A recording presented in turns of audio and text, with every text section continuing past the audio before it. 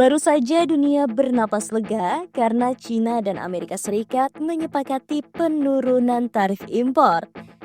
Sekarang China kembali bikin langkah mengejutkan. Produk plastik asal Amerika Serikat, Eropa, Jepang, dan Taiwan dikenai bea masuk anti-dumping hingga hampir 75%. Apakah ini balasan diam-diam Beijing atas ketegangan dagang sebelumnya? Pada 18 Mei 2025, Kementerian Perdagangan Cina mengumumkan kebijakan baru. Bea masuk anti-dumping terhadap plastik jenis POM atau polyformaldehyde copolymer yang diimpor dari Amerika Serikat, Uni Eropa, Jepang, dan Taiwan.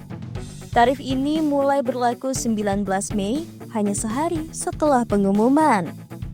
Tarif tertinggi 74,9% untuk produk dari Amerika Serikat, Uni Eropa 34,5%, Jepang dan Taiwan bervariasi mulai dari 3,8% hingga puluhan persen tergantung produsen. POM adalah plastik teknik kelas tinggi yang biasa digunakan di industri otomotif, perangkat elektronik, alat kesehatan, dan peralatan rumah tangga. Plastik ini sering menggantikan logam seperti tembaga atau seng karena kuat, tahan aus, tapi ringan. Tarif tinggi ini tentu akan mengguncang rantai pasok global, terutama industri yang bergantung pada plastik berkualitas tinggi dari Amerika Serikat dan Eropa. Langkah ini muncul tak lama setelah kesepakatan penurunan tarif antara Amerika Serikat dan China yang disebut-sebut sebagai sinyal meredanya perang dagang. Namun perlu diingat, Amerika Serikat baru saja menaikkan tarif untuk kendaraan listrik, chip, dan barang teknologi dari China pada awal 2024 lalu. Sebagai respon, China memulai penyelidikan anti-dumping pada Mei 2024, yang sekarang berujung pada tarif baru terhadap plastik POM. China menuduh bahwa eksportir dari negara-negara tersebut menjual plastik POM di bawah harga pasar dalam negeri mereka, sebuah praktik yang disebut dumping. Setelah penyelidikan, China menyimpulkan bahwa dumping memang terjadi. Hal ini merugikan produsen lokal China. Langkah ini bukan pertama kali dilakukan Beijing.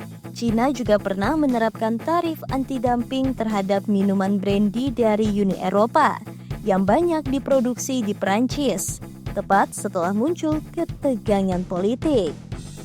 Keputusan China ini akan berdampak langsung ke pabrikan otomotif global, produsen elektronik, dan alat medis. Negara-negara seperti Amerika Serikat dan Jepang yang mengandalkan pasar ekspor plastik teknik. Karena biaya masuk tinggi, produsen mungkin harus menaikkan harga jual, cari pemasok alternatif, misalnya dari Korea Selatan, Malaysia, atau bahkan dari dalam China sendiri. Kesepakatan dagang mungkin sudah diteken, tapi perang tarif diam-diam masih berlanjut. Langkah China ini bisa dibaca sebagai sinyal kepada Amerika Serikat bahwa kerjasama dagang tidak bisa sepihak. Upaya melindungi industri lokal dari barang murah asing, strategi balas dendam yang terselubung namun sah secara hukum WTO. Dan ingat, kebijakan ini muncul 1 hari setelah kesepakatan damai tarif diumumkan. Artinya, perdamaian bisa jadi hanya kosmetik. Kebijakan baru China menunjukkan bahwa ketegangan dagang belum benar-benar reda, meski tidak meledak seperti di 2018 hingga 2020, tapi strategi tarif dan bea masuk kini lebih halus dan terarah ke sektor-sektor strategis.